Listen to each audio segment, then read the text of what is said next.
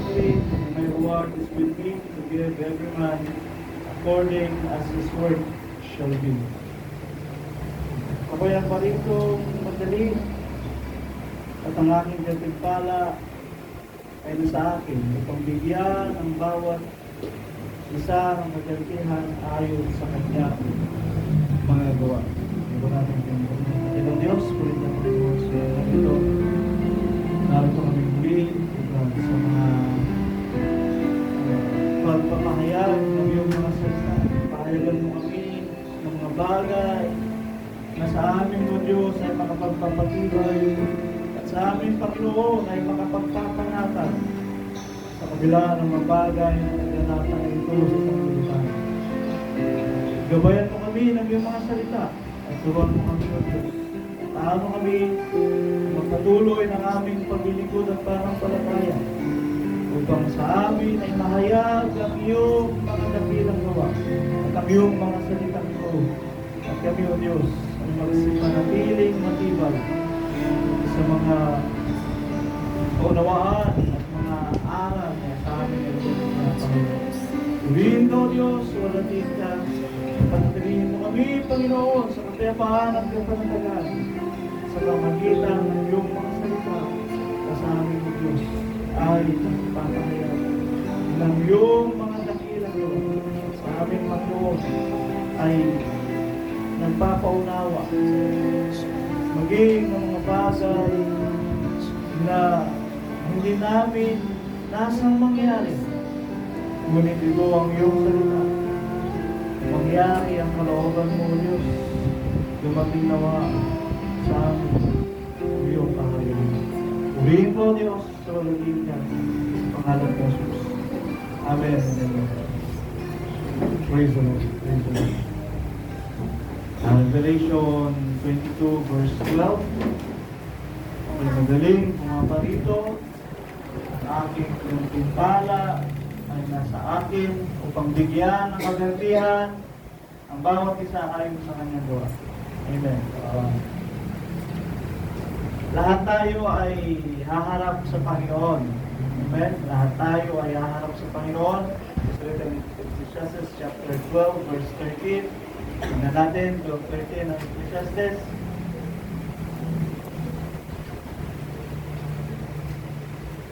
Ito ang wakas ng lahat ng bagay, lahat ay narinig. Ito ay matakot sa Diyos at sundin mo ang kanyang mga utos sapagkat ito ang buong katungkulan ng tao. 14? Meron mga 14? Okay. Sapagkat dadalhin ng Diyos ang bawat gawa sa kahatulan, pati ng bawat kubling bagay, maging ito'y mabuti o maging ito'y masama. Amen? So, lahat tayo ay haharap sa Panginoon at hahatulan tayo ng Diyos ayon sa ating mga gawa, mabuti o masama. Amen? Matthew chapter 25, makikita natin dyan, 25:41. Ganyan natin. So magkakaroon, sasabihin naman niya, sa nasa kaliwa. Magsilayo kayo sa akin, kayo mga sinumpa at pasapoy na walang hanggan, inihanda sa diablo at sa kanyang mga anghel. Okay, sa araw na yan, ang tao ay hahanap sa Panginoon, mabuti at masama, at sila ay tatanggap ng hatol sa Diyos. Amen? Sa nasa kanan, anong sasabihin niya sa kanan? Halin kayo, magsipasok kayo at manahin ninyo ang kaharian. Amen? Ituloy niyo lang yung basa dyan. Makikita niyo dyan. Manahin ninyo ang kaharian na inihanda sa inyo mula pa ng itatag ng sanlibutan. Amen? Yan ang mga nasa kanan. Mamanahin nila ang kaharian ng Diyos. Ngunit sila mga nasa kaliwa ay saan sila? Pasaapoy na walang hanggan. Amen. Pasaapoy na walang hanggan. So, ito ang dadanasin ng lahat ng tao. Kanya-kanya tayong mahanap sa Diyos. Hindi yung gawa ng iba ay ihahatol sa iyo, kundi ang ihahatol sa iyo ay kung ano ang iyong ginawa.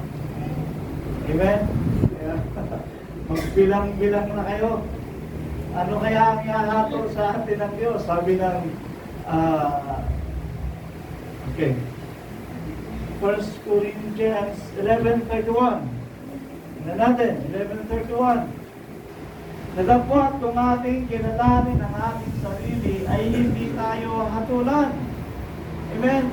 Kaya sa Ingles, examine yourselves. Siya sa atin yun ang inyong sarili ngayon pa lamang. Kung ngayon darating ang Panginoon at ahatulan tayo, ano kaya magiging hatol ng Diyos? Ano ang hatol ng Diyos? Mas marami kang nagawang mabuti o sa masama. Amen? Ngunit ang paghahatol ng Diyos na ito ay doon sa judgment seat of Christ. Okay? Sa judgment seat of Christ, ang binasa natin doon, 1 Corinthians 5:10, ay 2 Corinthians 5:10.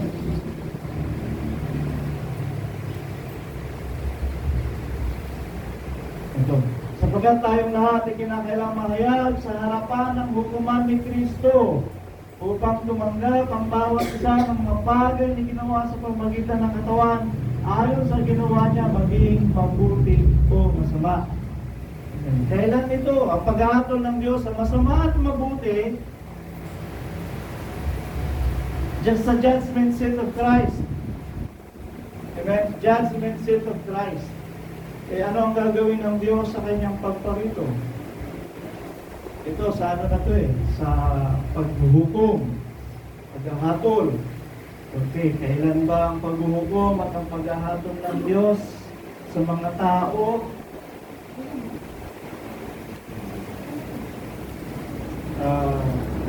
Ito,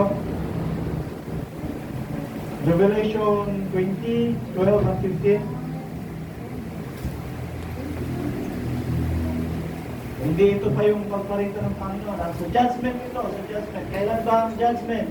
After ng 1,000 taon. Okay. At nakita mo nga po tayo, malaki at maliit, at nakatayo sa harapan ng lukluban at nabuksan ng mga aklat. At nabuksan ang ibang aklat na siyang aklat ng buhay. At ang mga patay ay hinatulan ayon sa mga bagay na nasusulat sa aklat. Ayon sa kanilang mga gawa. Okay. Pag tayo ay hatulan ng Diyos sa panahon ng ayon sa ating gawa, ito ay sa judgment seat of Christ. Amen? Kasi, mamaya, kapaliwanag ko sa inyo, basta paghatulan ng Diyos ang tao ayon sa kanyang gawa, sa judgment na yun. Amen? After 1,000 years, Revelation 20 verse 6, Kaparan ka ba na makalagip sa unang pagkabuhay na maguli at sa mga ito'y walang kapangyarihan ng ikalawang kamatayan, the second death. Ikalawang kamatayan kasi yun na yung kaparusahan sa tao. Mayroong first resurrection. Ito, first resurrection, di ba? Unang pagkabuhay na maguli. Ibig sabihin, pero wala akong nabasa sa Biblia na second resurrection. So, anong mangyayari? Pwedeng magkaroon ng second, third, fourth, and so on. Ayon sa kalooban ng Diyos. Kasi ang resurrection, sabay-sabay gagawin ng Diyos sa kanyang mga lingkod. Okay. Pero dito, mayroong ikalawang kamatayan. At ang ikalawang kamatayan ay para sa kanila ng mga parurusahan. Amen? Para sa kanila ng mga parurusahan. Yung mga nasa dadalhin ng Diyos sa ikalawang kamatayan na siyang kapursahan. Yung nabasa natin kanina na apoy na walang hanggan. Kundi sila magiging mga saserdote ng Diyos at ni Kristo na maghaharing kasama niya sa loob ng 1,000 taon. Okay, yung mga nakasama sa unang pagkabuhay na maguli, magiging let's say, magiging leader sila o magiging mamumuno sila dito sa lupa. Ang iba mamumuno sa lupa, ang iba may pamunuan din sa langit. Yun yung regalo sa kanila ng Diyos, yung reward sa kanila ng Diyos as a crown. Okay? So dito yung mga nangamatay, yung ibang mga nangamatay, mamumuno sa lupa.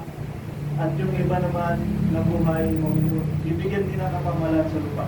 1,000 taon sila. And after ng 1,000 taon, yun na yung paghahatol ng Diyos sa masama at mabuti. Lahat na bubuhayin. 5:29 ng John. Lahat bubuhayin. Masama at mabuti.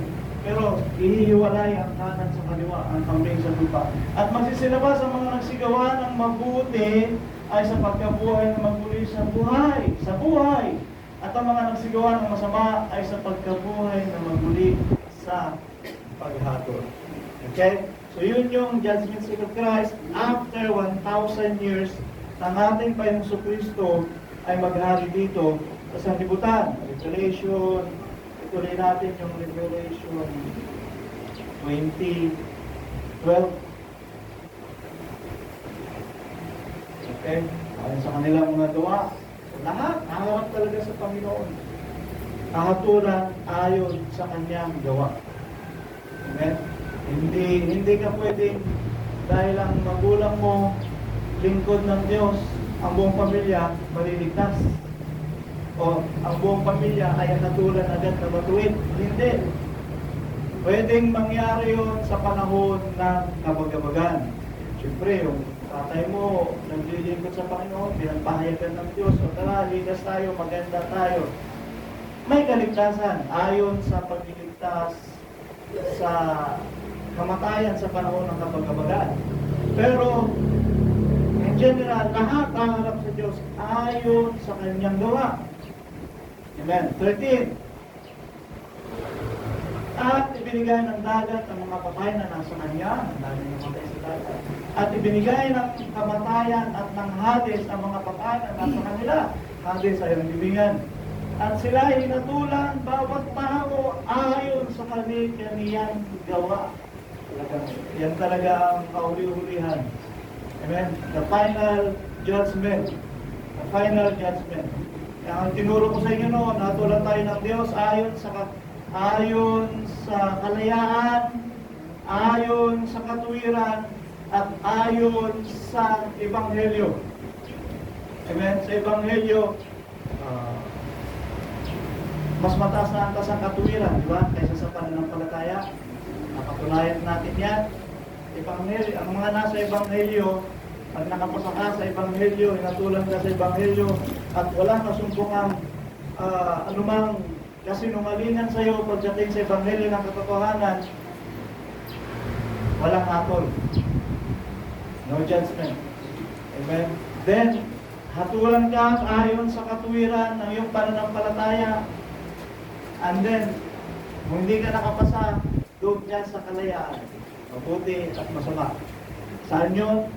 Kung saan hatulan tayo ng Diyos after 1,000 years. 14. At ang kamatayan at ang Hades ay ibinulit sa dagat-dagatang apoy.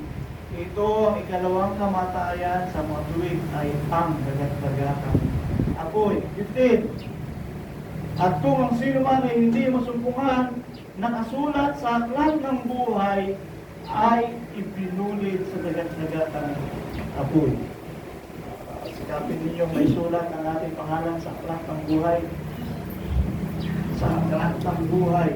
Dahil sa ngayon, hindi tayo nakasigurado. Nakasulat din sa parang nakasulatan, Revelation 22 yata, na mag-ingat kayo na huwag ninyong dagdagan ang nakasulat o bawasan, dahil kung dadagdagan ninyo ay dadagdagan ang salot sa inyo, pero kung babawasan ninyo ang nakasulat, ay aalisin naman ang inyong pangalan sa aklat ng buhay. Amen?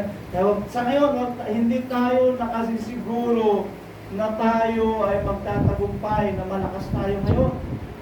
Pero sa pagdating ng panahon, ay pwede tayong madaya at pwede tayong mawala. At aalisin ang pangalan natin sa aklat ng buhay. Pwede mangyari yun. Ayon sa nakasulat. Matthew 24, maging ang hirang ay madadaya. Dadayain sila ng mga kahanga-hangang kasinungalingan. Amen? At kung nadaya ka ng mga bagay nito, ng kahanga-hangang kasinungalingan, mawawala ka sa aklat ng buhay. Amen? Manindigan tayo sa kung anong pananampalataya ang ipinapahayag sa atin ng banal na kasulatan.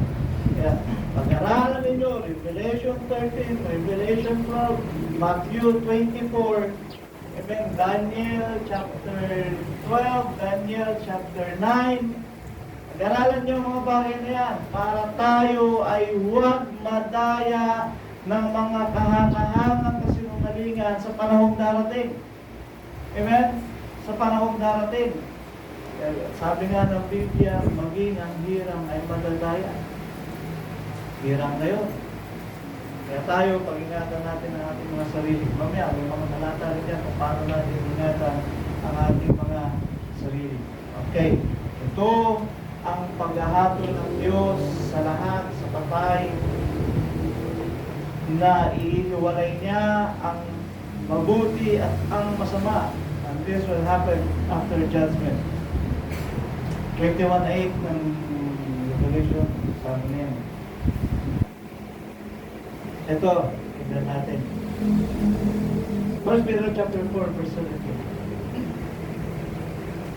Sapagkat dumating na ang panahon na pasimula ng paghukom sa bahay ng Diyos.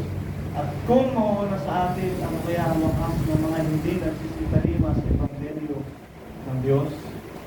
Ito yung sinasabi ko, sa pagparito ng Panginoon, alam na niya ang ililigtas niya, alam na niya ang bubuhayin niya sa unang pagkabuhay na maguli. Alam na niya. Bakit? Nagsimula ng paghukom ng Diyos sa kanyang iglesia, sa kanyang bahay. Amen? Alam na niya kung sino ang karapat-dapat. Amen? Alam na niya kung sino ang karapat-dapat. Ano ang ipanghahatol sa atin ng Diyos? Ebanghelyo. Sa loob ng iglesia, ang Ebanghelyo ang ipanghahatol ng Diyos. Kung paano natin pinaniwalaan, kung paano natin sinampalatayanan, kung paano natin pinag-aralan, at kung paano natin ipinamuhay ang Ebanghelyong ito. Kung tayo ay nakapasa sa Panginoon, at ikaw ay namatay bago dumating ang ating Panginoong Kristo, qualified ka sa first resurrection. Kasi ang mga nasa first resurrection, wala nang hapon. Amen? Ito na. Okay, wala. Mamaya itutuloy natin yan. Walang hapon na talaga sa mga nasa, sa mga nanahan sa Ebanghelyo. Amen? At ang mga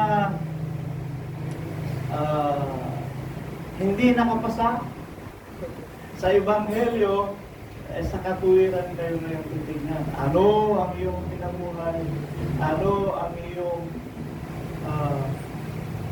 pananampalataya at paano mo siya pinamuhay? Ito ang mga bagay na ihahatol sa atin ng Diyos. So, una-una sa kalayaan, malaya ka. Amen, malaya ka. Ngunit, mayroon pang katuwirang ihahatol sa iyo ng Diyos. Ano ang katuwiran? Ang katuwiran ay ang mataas na antas ng pananampalataya. At ano ang pananampalataya? Kung ano ang iyong pinaniniwalaan sa salita ng Diyos. At ang katuwiran ay pinamumuhay mo ang iyong pananampalataya sa salita ng Diyos. Ito ang mga bagay na dadalhin sa atin ng Panginoon. Ngunit napakataas na antas para ikaw ay hindi nadalhin ng Diyos sa paghahatol ay ang Ebanghelyo. Amen? Pinaniwalaan mo ba ito?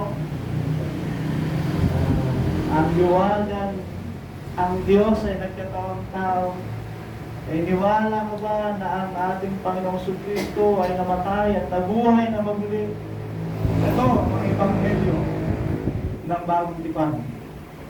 Okay, tingnan natin. Silang mga hindi nagsisitalima sa Ebanghelyo, sabi niya, ano kaya ang kanilang magiging wakas?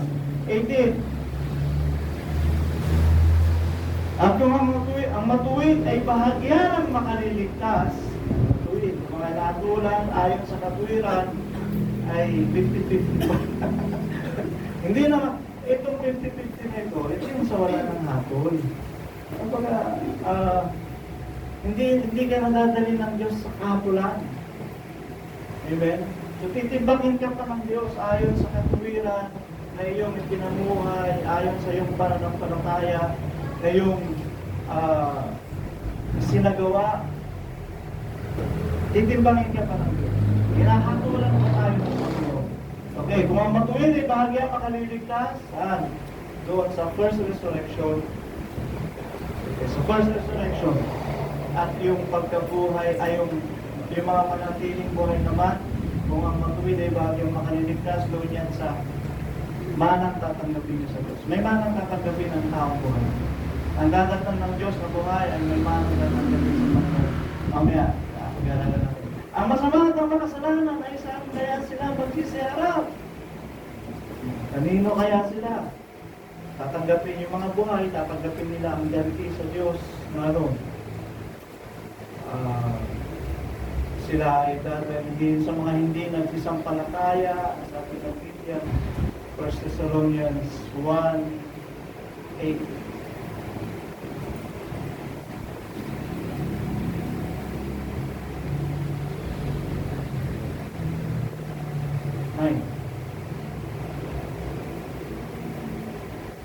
Second Thessalonians.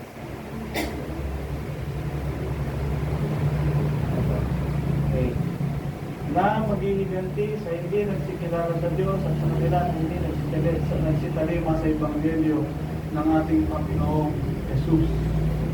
Hihigantihan sila ng Diyos. Ang 9. Na siyang tatanggap ng kaparusahan na walang hanggan at kapahamakan mula sa harapan ng Panginoon at mula sa kaluwalhatian ng kanyang kapangyarihan. Okay? So yun ang kanilang, yun ang mangyayari sa kanila. Gagantihan sila ng Panginoon. Silang mga hindi nagsitalima sa Ebanghelyo ng ating Panginoon Kristo. Sabihin natin, 1 Peter chapter 4, 18. At kung matuwid ba hindi ang makaliligtas sa masama at makasalanan, ay saan kaya sila magsisiharap? Saan? Sa paghahatol ng Diyos? Saan? Titimbangin sila ng Panginoon. Amen. Titimbangin sila ng Panginoon. 19. Ito, may unawa rito. Haya't ipagkatiwala naman ng nagbabata ayon sa kalooban ng Diyos ang kanilang mga kaluluwa sa paggawa ng mabuti sa tapat na gumalang. Okay. Ito kanina. Kung sakaling hindi ka nakapasa sa paghubong ng Diyos sa kanyang bahay, ano ang gagawin mo? Magsikap ka sa paggawa ng mabuti. Magsikap ka sa paggawa ng mabuti. Kasi tayo, hindi naman natin alam. Ang ating pananampalataya sa Ebanghelyo, hindi pare-pareho. Amen?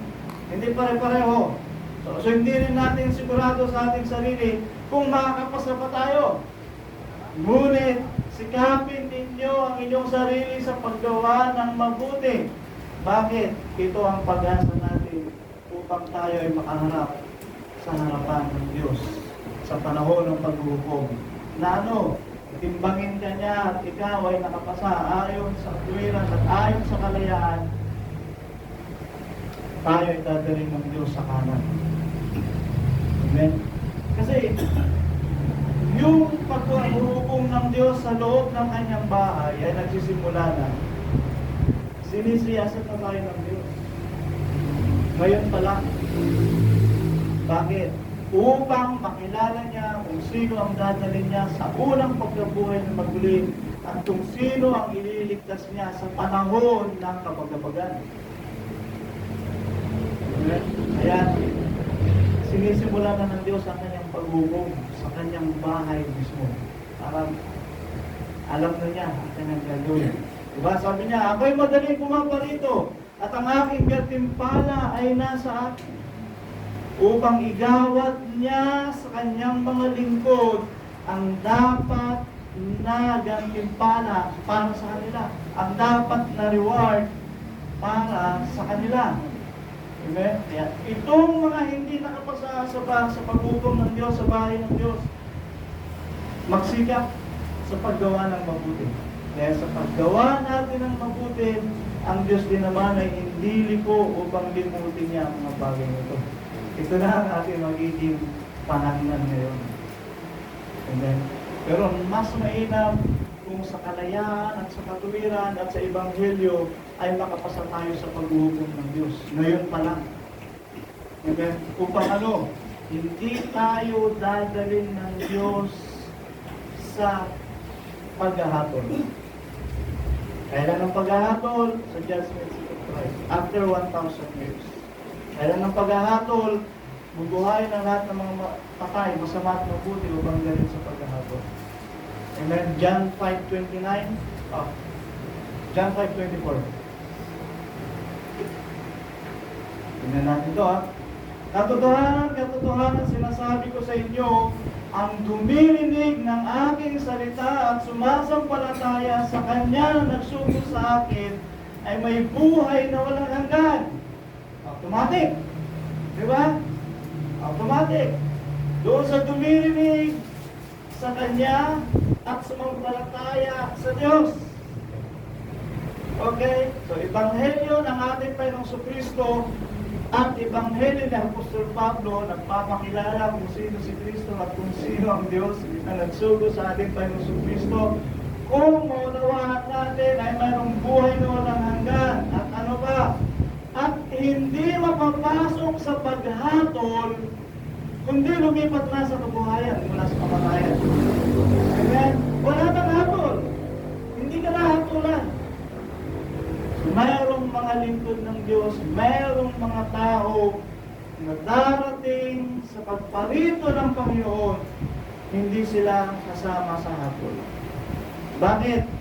Nasumpungan sila ng Diyos sa pagtalima sa Ebanghelyo ng katotohanan. Pinagpahayagan sila ng Diyos at naunawaan nila, tinanggap nila, sumamba sila ng mas mataas na pagluwalhati sa Diyos sapagkat naunawaan nila. Kaya anong mangyayari? Ibubukod na sila ng Diyos. Hindi na sila hatulan ng Diyos. Nakapasa na sila sa katuwiran, nakapasa na sila sa kalayaan, at nakapasa din sa Ebanghelyong iahapon ng Panginoon sa tao. Ano mangyayari? Ibinukod na sila ng Diyos. Ang mga patay ay sa pagkabuhay na maguli, sa unang pagkabuhay na maguli. Amen? Sa unang pagkabuhay na maguli. Ito. Matthew 16:27. 27. Sapagkat ang anak ng tayo pariritong nasa kalawalhatian ng kanyang ama, nakasama ang kanyang mga anghel, at kung magkabibigyan ng bawat tao ayon sa kanyang mga gawa. Okay. Ano kaya ang dala ng Diyos na kanyang regalo sa kanyang mga lingkod, sa kanyang pagparito? Okay. Matthew 29:30. Matthew 29:30. 24:29. Nagapot kailangan pakitapos ang kapigatian sa mga araw na yun ay magdidilim ang araw. Ito ay bago ang Revelation 22:12. Ito ang mangyayari. Sa pagparito ng ating Panginoong Kristo, ano ang mangyayari? Itong Matthew 24, mga salot, gutom, ligmaan.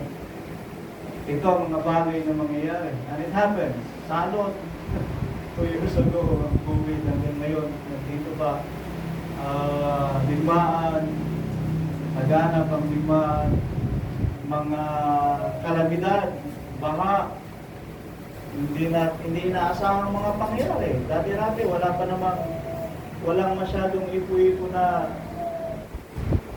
umaano dito sa Pilipinas. Pero ngayon, marami na. Naninira na rin. Dati wala namang ipo-ipo dito. Talagang ang panahon ay masama ng masama. Because of climate change. Okay. Sa pagparito natin Panginoong Kristo, ito mangyayari. May kapighatian Magdidilim ang araw at ang buwan ay hindi magbibigay ng kanyang liwanag at mga lalaglag ang mga bituin mula sa langit magsisipangatal ang mga kapangyarihan sa mga langit. 30. At kung magkarililitaw ang ganda ng anak ng tao sa langit, sino to? Ang ating Panginoon Kristo na hinihintay natin na siyang bababa at kung magkarilil magsisitagoy ang lahat ng mga angkan sa lupa at mga kikita nila ang anak ng tao na parilitong sumasa mga lapat ng langit na may kapangyarihan at dakilang kaluwalhatian. Ang anak ng tao sa kanyang kalagayang pagparito, siya ay nasa kapangyarihan at dakilang kaluwalhatian. Amen? Ano siya? Sinaglay na niya ang kalagayang Diyos sa kanyang pagparito. Although wangis ng anak ng tao, ngunit sa kanyang pagbaba, ang kapangyarihan at ang dakilang kaluwalhatian ay taglay niya. 31. Tara. Sa kanyang pagparito, dala niya ang kanyang gantimpala sa kanyang mga lingkod. Ito ang mangyayari. Susugurin ng kanyang mga anghel na may matinding pakakak at kanilang titipunin ang kanyang mga hinirang mula sa apat na hangin ng sanlibutan, mula sa isang dulo ng langit hanggang sa kabila. Sa pagparito ng ating Panginoon, ito ang mangyayari. Susugurin niya ang kanyang mga anghel upang ang kanyang mga lingkod na nakamatay ay bubuhayin muli. Kasi we have great pakakak, matinding pakakak at kanilang titipunin. Ito yan, 1 Thessalonians chapter 4 verse 13.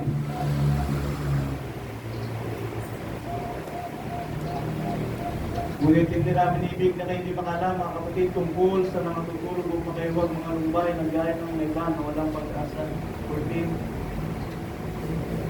Sapagkat kung tayo nagsisampalatayang si Jesus ay namatay at nabuhay na maguli, ay gayon din naman ang nakatutulog kay Jesus ay dadalhin ng Diyos na kasama niya. Amen. 16. Sapagkat ang Panginoon din ang bababang mula sa langit na may isang sigaw, may tinig ng arkanghel, at may pakakak ng Diyos. Susuguin niya yung mga anghel niya na may matinding pakakak. At ano, ang mangyayari, ang mga nangamatay kay Kristo ay unang mga bubuhay na maguli. Amen? So, sa pagparito ng ating Panginoon Kristo, ang unang-unang gagawin niya ay ang buhayin ang mga nangamatay kay Kristo. Amen? At silang mga bubuhayin na maguli, sila ang mga hindi nadadalhin sa hatol. At sila ang isa sa mga pwedeng maging saserdote ng Diyos para dito sa lupa. Amen? Ayon sa mga nabasa natin, ang pagkabuhay na maguli. 1 Corinthians chapter 15 verse 52. Sa isang sandali, sa isang mata, sa huling pagtunog ng pakakak, sa pagkatutunog ng pakakak. At ang mga patay ay mga bubuhay na maguli, na walang kasiraan, at tayo'y babaguhin. Amen? So ito ang reward ng Diyos sa kanyang mga lingkod na nagsipagtagumpay, ang pagkabuhay na maguli. Gusto niyo ba sa pagkabuhay na maguli? Ayaw. Ibigay mo puti. Ayaw ko rin. Doon ako sa buhay. Dahil sa pagkabuhay na maguli ay sa mga nangamatay kay Kristo. Mapalad ang ating mga mahal sa buhay na namatay sa paglilingkod kay Kristo. Dahil sila ay para sa pagkabuhay na maguli. Amen? Para sa pagkabuhay na maguli. Salamat tayo sa Panginoon dahil narito tayo sa pananampalataya ito, paglilingkod na binigyan tayo ng Diyos ng isang dakilang pag-asa. At ang pag-asang ito ay magmamana tayo ng kanyang kaharian. Buhay man o patay, magmamana tayo ng kanyang kaharian. Mga patay sa pagkabuhay na maguli sa kanyang kaharian, at ang mga buhay ay para dito sa lupa, ang paghaharian ng Diyos. At sa mga buhay, ito, Revelation 21:7. Kaya lang natin. Ang magtagumpay ay magmamana ng mga bagay na ito. Okay. Buhay ito, buhay. At ako'y magiging Diyos niya at siya'y magiging anak. Okay. Buhay ito. Amen? Buhay ito. Okay. Counterpart nito, Romans 9:26.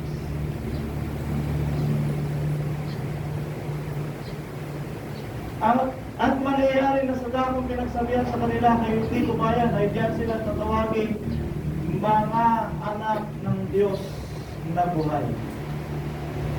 Okay. Amen? Paliwanag. Itong mga nasa dakong ito na pinagsabihan sa kanila ng Diyos, nagtagumpay. Amen? Kaya sabi ng Diyos, tatawagin silang mga anak ng Diyos na buhay. Kaya nga, ang ating paniniwala sa paggabay ng Diyos natin, because we have the sure word of prophecy, ayon sa kanyang mga salita, ang Revelation chapter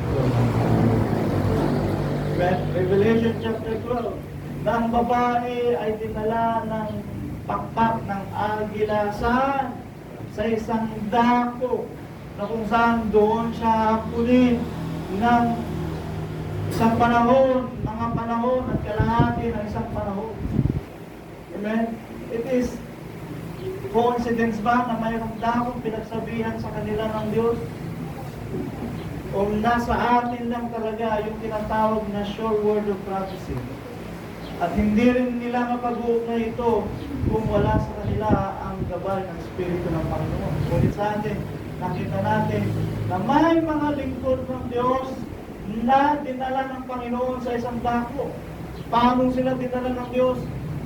Sabi nga niyo, at pinagsabihan, sa dakong pinagsabihan sa kanila. Ipinaunawa sa kanila ng Diyos. Ipinakilala sa kanila ng Diyos. Na sa dakong yun, sila ay hapunin. Revelation chapter 12, verse 6.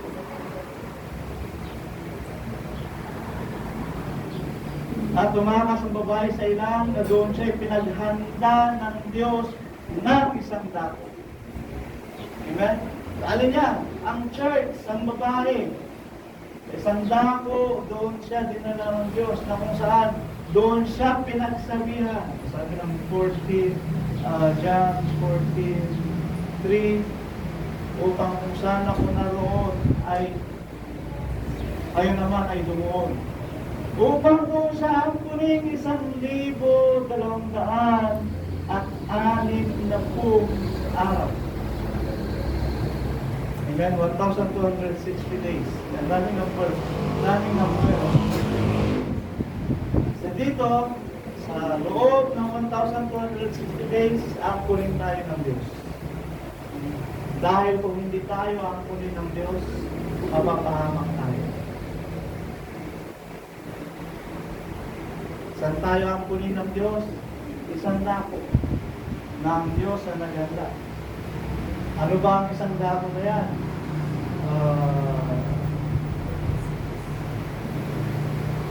11.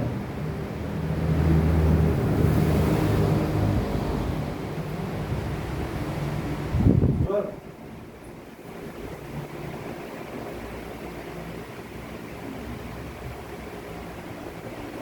13. Ito. At nang makita ng dragon na siya inihagis sa lupa, ay inusin niya ang babae ng mga sanggol. Tuloy, 14. 16.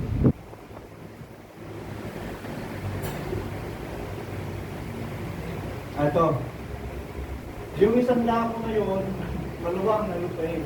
At tinulungan ng lupa ang babae At ibinugan ang kanyang bibig at nilamon ng ilog at ibinugan ang dragon sa kanyang bibig. Kaya kapatid, may handa ka, wala. Ito ang sinasampalatayan natin. Magsipag ka lang. Magsipag lang tayo. Kamutin ka? Pwede. Kamutin, talbos, pwede. Amen? Ano pa? Saragin. Ito ang pinangahawakan ko. At may handa ka, wala. Sabi nga ni Mrs., upili tayo ng gano'n, ng inahing baboy at saka lalaki. So, paanakin natin, para meron din ng pagkakas. Kaya mano, maganda na tayo makakatulong mga bagay niya. Amen. Lupa ang tutulong sa atin. Ito ang gagawin ng Diyos sa kanyang pagparito ay mamanahin natin mga bagay na hinahayag ng Diyos. Gagawin niya tayong anak. Amen. Kaya nga, this is relevant para sa atin sa isang dako. Sapagkat sa isang dakong ngayon na kung saan tayo titipunin ng Diyos, ay doon niya tayo pagsabihan na tayo ay kanyang mga anak. At ang mga anak ngayon, sila yung mga nagsipagtagumpay. Amen. At sasabihin niya ang mga bagay nito. Ito ka, Matthew 24:44. Okay. Ito siguro, ito yung mga tapat na lingkod ng Diyos. Kaya nga kayo magsihanda naman sapagkat palilito ang anak ng tao sa oras na hindi ninyo iniisip. 45. Sino nga pag-aalipin tapat at matalino na pinagkatiwalaan ng kanyang Panginoon sa kanyang sambayan upang sila bigyan ng pagkain sa kapanahunan. 46. Mapalad yung alipin kung dumating ang kanyang Panginoon ay malatnan siyang gayon ang kanyang ginagawa. 47. Katotohanan sinasabi ko sa inyo na sa kanya ipagkakatiwala ang lahat niyang pag-aari. Ito yung sinasabi ko. Na maging sa buhay na lingkod ng Diyos sa nagtagumpay at nakita ng Panginoon ang kanyang pagpapagal sa gawain ng Panginoon, pagkakatiwalaan siya ng Diyos. Maliban doon sa mga nabuhay na maguli, na mag-ahari kasama ng Diyos sa sanlibutan, mayroon din mga buhay na pag-ahari ng Diyos sa kanyang mga tao. Palad, Pastor Efren, sigurado, baka isang bayan siguro, papamulo sa atin. Isa ko rin doon, isang atin. So kami maganap ang lahat ng mga bagay na ito, pagpipiliin kayo. Gusto niyo doon o babalik tayo sa lugar natin? Parang maganda yung tabing ilog, tapos sa kabilang may dagat, tapos sa kabilang may pwedeng pagkakaliwan. Mamimili tayo ngayon ng lugar kung saan niyo gusto. At doon kayo magpapakarami, doon kayo magiging leader ng angkan. Pwede mo nga yun sa panahon na ito. Yung mga tapat na lingkod ng Diyos ay pagkakatiwalaan niya ng kanyang mga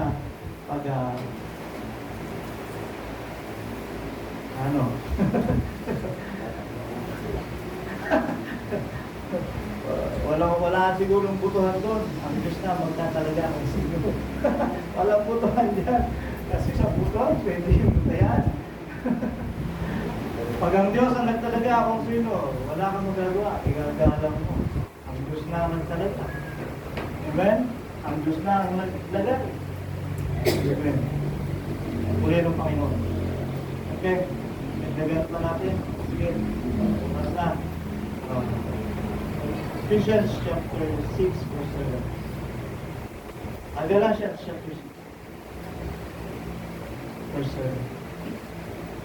Kung kayong padaya, ang Diyos ay hindi nagpabibiyo sapagkat ang lahat na iwasik ng tao ay siya naman aanihin niya. Amen. Kasi nasiyasatin natin ang ating mga sarili.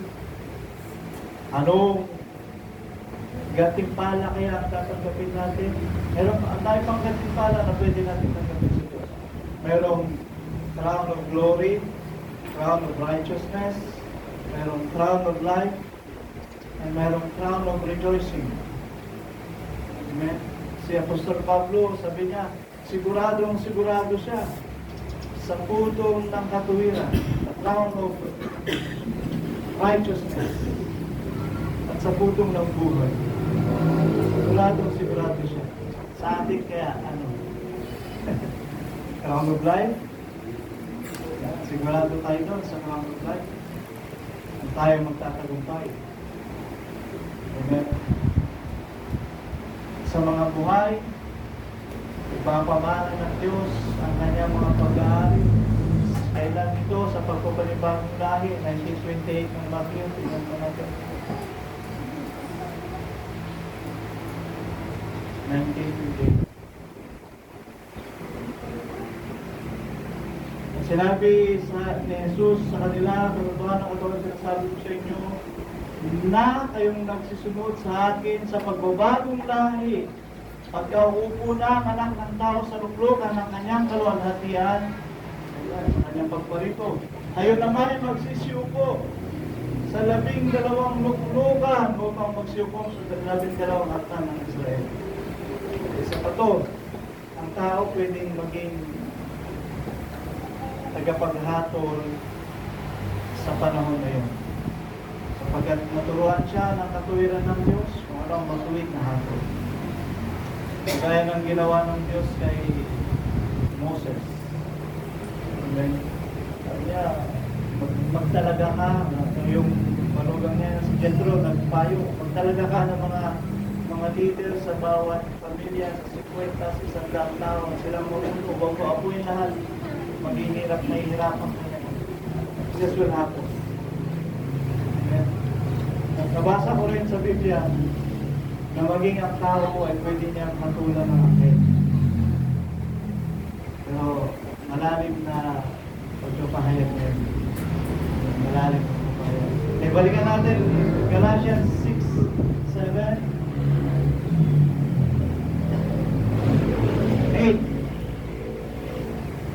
Sapagkat ang nag-aasik ng sa kanyang sarili lamang ay laman mag-aani ng kasilahan, kapag ang nag-aasik ng Espiritu ay sa Espiritu mag-aani ng buhay na walang hanggan. Ano yung mayahako sa atin ng Diyos, masama at mabuti. Verse 9. At huwag tayo mga patod sa paggawa ng mabuti, tuloy lang sa paggawa ng mabuti, sa katuwiran, sa paglilingkod, sa pananampalataya. Tuloy lang tayo. Amen. Huwag tayo magmagod sa paggawa ng mabuti. Nakita ko pa nga dyan talagang yung Matthew chapter 5, na mapalad nga kayo kung sa inyo darating ang mga bagay na yun. Bakit? Sabi ng Biblia, malaki ang inyong ganti sa langit. Ayaw nila, musigin kayo, sige. Salamat sa Diyos. Amen? Kung tayo ay pagsabihan ng sige, salamat sa Diyos. Ngayon, kung tayo ay nagtitiis ng puto, kasalamat sa Diyos. Kasama kayo sa mga tatawagin mapalad. Amen?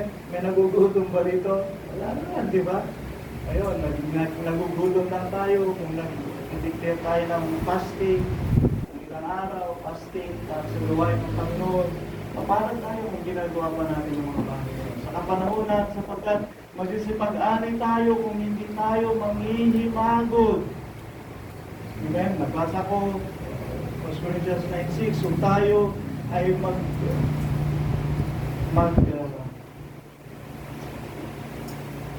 mag-aani ng marami, kung tayo ay magtatanim ng marami, aani tayo ng marami.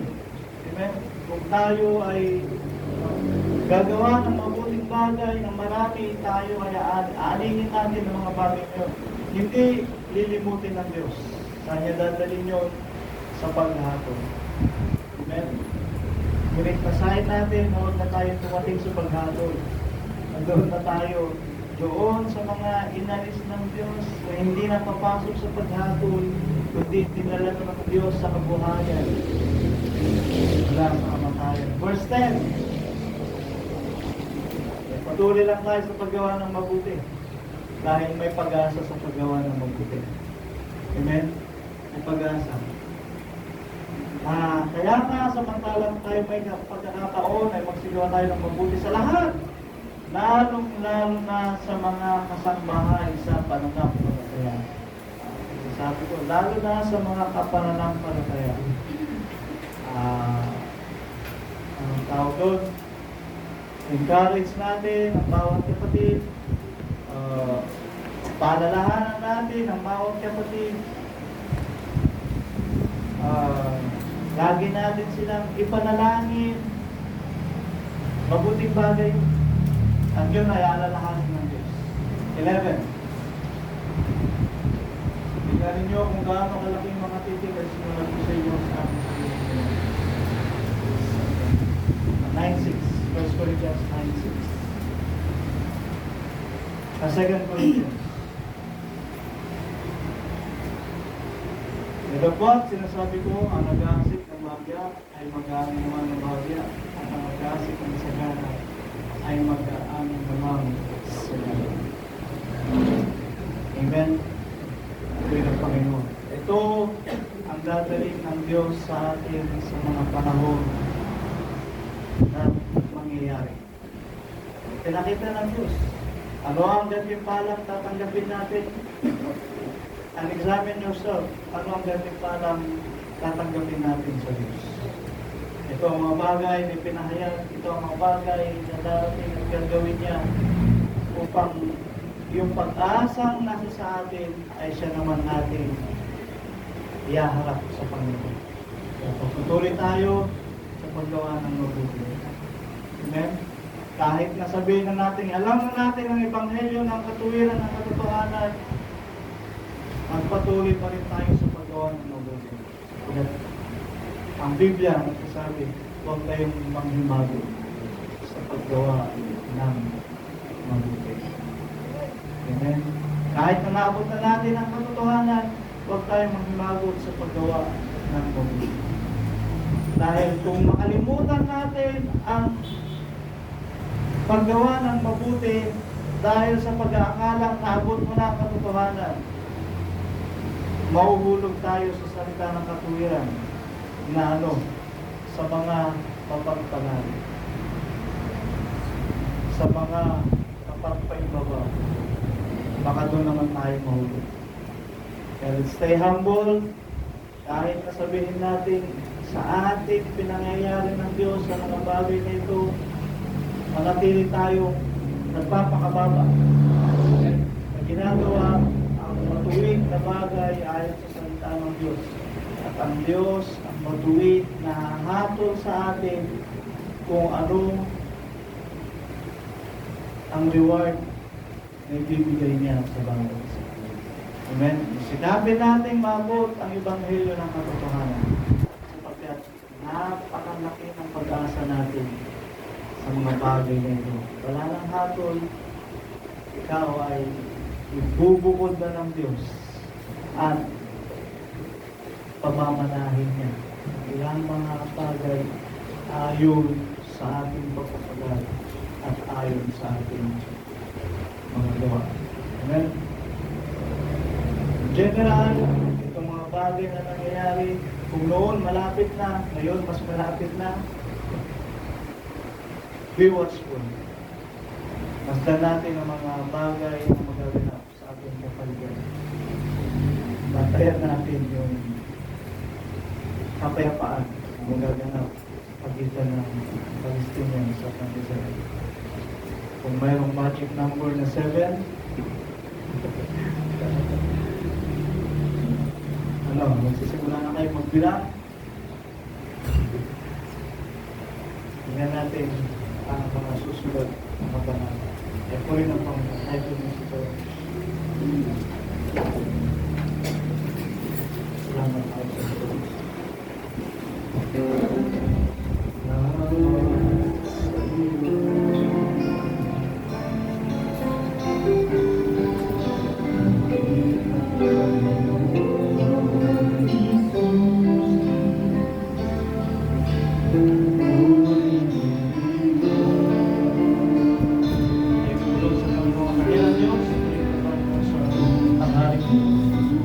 Ito kami,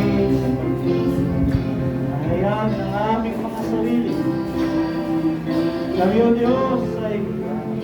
nagpapakababa sa iyong harapan. O Lord, hindi namin pinagmamapuri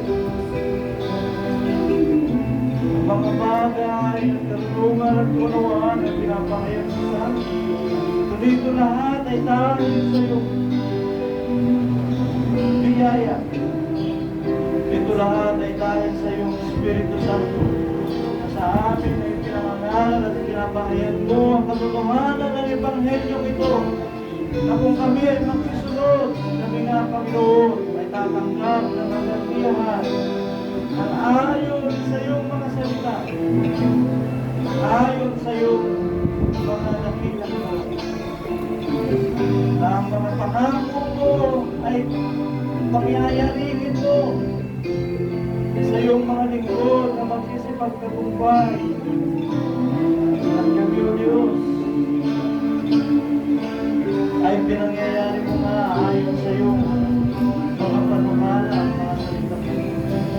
Kaya, O Diyos, pagtibayin mo bawat isa sa amin lumang banal na pananampalataya upang magawa namin alinsunod sa iyong katwiran ayon sa iyong mga salita.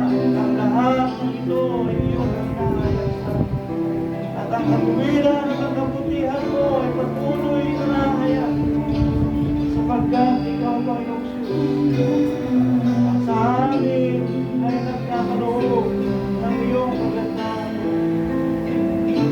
Ikaw ang sa amin, O Diyos, ay nagpapaging dapat ng mga salita mo, O Diyos, ay maging biyaya at pagpapala sa amin. Ito, Panginoon, ay kapanatagan at kapayapaan sa amin. Ang salita mo ay kalakasan at sa amin ay kagalakan. Kahit ang mga bagay na nakasulat dito, O Diyos, ay mga kahitik-hitik na mangyayari sa harapin. Ngunit ito ang aming kapanatagan sa iyong mga salita. Na ikaw ay magtatakdaw, O Diyos, sa kanila ang iyong mga lingkod na siyang magsisipagtagumpay at iyong makapunin at iyong pupagpugin hanggang sa magtagumpay ng Diyos. Ayon sa iyong mga kapapagod. Salamat po. Pahayagan mo kami ng mga bagay na ito.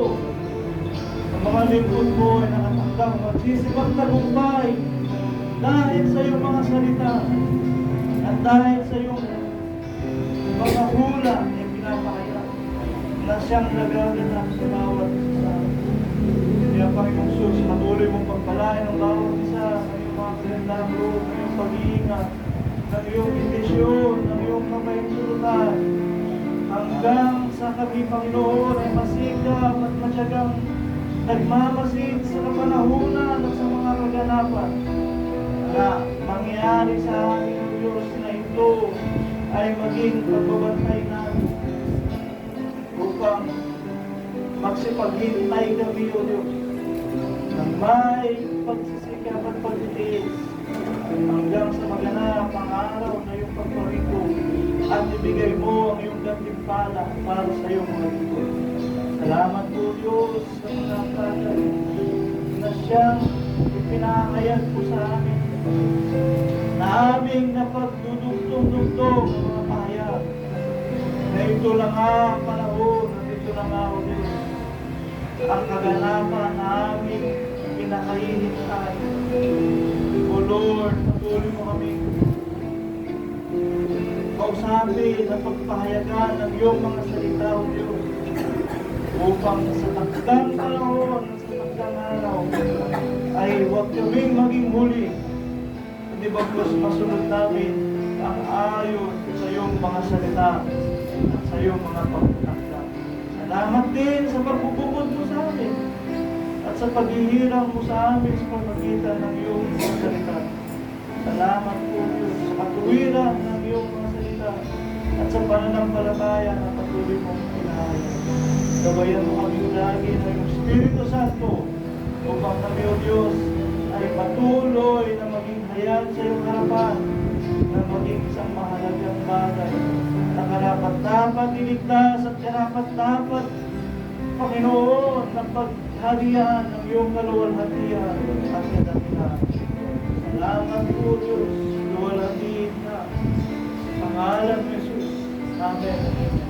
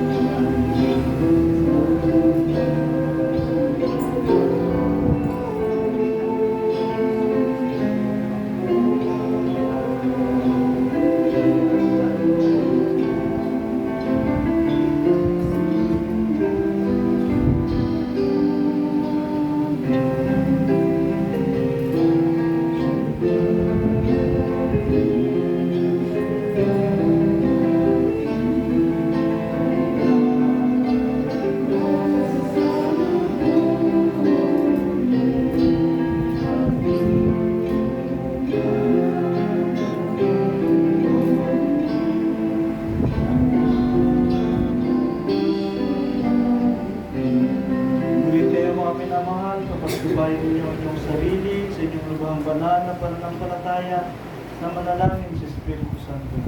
Ngayon doon sa makapag-iingat sa inyo mula sa pagkatisod at sa inyong mapagharap na walang kapintasan na may malaking galak sa harapan ng kanyang kaluwalhatian sa isang Diyos na ating tinapagligtas sa pamagitan ng Kristo na ating Panginoon ay sumakanya nawa ang kaluwalhatian, ang karangalan, ang paghahari at ang kapangyarihan sa kauna-unahang panahon ngayon at magpakailanman sa nawa. Amen. Amen.